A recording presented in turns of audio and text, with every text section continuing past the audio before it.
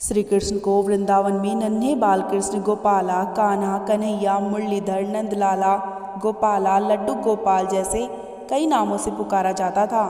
वह बचपन से ही बहुत ही नटखट थे। उन्हें माखन बहुत ही पसंद था और वह सबके घरों से माखन चुरा कर खा जाते थे, इसलिए उन्हें माखन चोर भी कहा जाता था। लेकिन माखन चोर कहलाने के पीछे की कहानी बहुत ही रोचक है। भगवान श्री कृष्ण की बाल लीलाएं काफ़ी थी, जिसके साथ साथ उनके अनेकों नाम पड़ गए। आइए जानिए आखिर भगवान श्री कृष्ण को माखन चोर क्यों कहा जाता था। लेकिन उससे पहले आप सभी से एक रिक्वेस्ट है कि वीडियो में अंत तक बने रहें। वीडियो अगर पसंद आए तो वीडियो को लाइक कर लें। साथ ही साथ अगर आप चैनल पर नए हैं तो बेल आइकन पर क्लिक करके चैनल को सब्सक्राइब कर लें, जिससे कि श्री कृष्ण की संपूर्ण लीलाओं के भाग आप आसानी से देख पाएं। चलिए तो वक्त न गवाते हुए कृष्ण लीला का भाग शुरू करते हैं। पौराणिक कथाओं के अनुसार एक बार कृष्ण ने अपने मित्र मधुमंगल को उनके घर पर जाकर कुछ खाने की इच्छा जताई। इसके बाद मधुमंगल अपने घर पर जाकर कृष्ण के लिए कुछ खाने की व्यवस्था करने लगे, पर घर में कुछ नहीं मिला तो वह कृष्ण के लिए बासी कढ़ी लेकर जाने लगे। लेकिन उन्हें अच्छा महसूस नहीं हो रहा था, जिसके कारण मधुमंगल ने खुद ही झाड़ी में छिपकर कढ़ी पी ली। कान्हा ने मधुमंगल से इसका कारण पूछा तो उसने सारी बात कान्हा को बताई। तब कृष्ण ने मधुमंगल से कहा कि मुझे ऐसा कमजोर और दुबला पतला मित्र पसंद नहीं है, तुम मेरे सामने तगड़े हो जाओ। इस पर मधुमंगल ने कहा कि तुम्हारी माँ तुम्हें रोज दूध माखन खिलाती है, लेकिन मेरे माता पिता निर्धन है, मैंने तो कभी माखन नहीं खाया। इसके बाद कान्हा ने मधुमंगल से बोला, मैं तुम्हें प्रतिदिन माखन खिलाऊंगा। इसके बाद कृष्ण अपने सखा के लिए माखन चोर बन गए और पड़ोस से सभी घरों से माखन चुराकर अपने सखा मधुमंगल के संग खाने लगे। कृष्ण और उनके सखा के डर से वृंदावन के सभी औरतें माखन को छुपा कर रखती थीं, लेकिन वह कहीं भी माखन को छुपा कर रख दें, भगवान श्री कृष्ण माखन की हांडी को ढूंढ ही लिया करते थे। नटखट कान्हा की शिकायत लेकर हमेशा वृंदावन की गोपियां या अन्य औरतें माँ यशोदा के पास आ जाती थीं।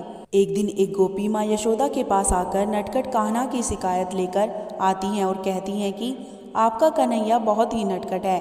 माँ यशोदा पूछती है कि मेरे लल्ला ने क्या किया। गोपी बोलती है कि मैं सुबह गाय का दूध निकालने के लिए गई थी तो मैंने देखा कि किसी ने बछड़े को खोल दिया है और बछड़े ने गाय का सारा दूध पी लिया। तब मैंने देखा कि कान्हा वहाँ पर खड़ा मुस्कुरा रहा था। मैं समझ गई यह कान्हा की ही करतूत है। इसी तरह एक बार वृंदावन में एक महिला माँ यशोदा के पास भगवान श्री कृष्ण की माखन चुराने की शिकायत लेकर आती हैं। वह कहती हैं कि मैं आपके माखन चोर कान्हा से परेशान हो गई हूँ। मैंने अपने माखन से भरे मटके को एक दीवार के छींक पर लटका दिया था, लेकिन तुम्हारे नटखट कान्हा अपने दोस्तों के साथ मेरे घर पर आया था और माखन से भरी मटकी को फोड़कर उसका सारा माखन ले गए। इस तरह नन्हे श्री कृष्ण का जीवन वृंदावन में शरारत और नटखटपन के साथ बीत रहा था। वह गायों को चराते और अपने दोस्तों के साथ खेलते और इसी बीच सारी लीलाएं भी करते थे।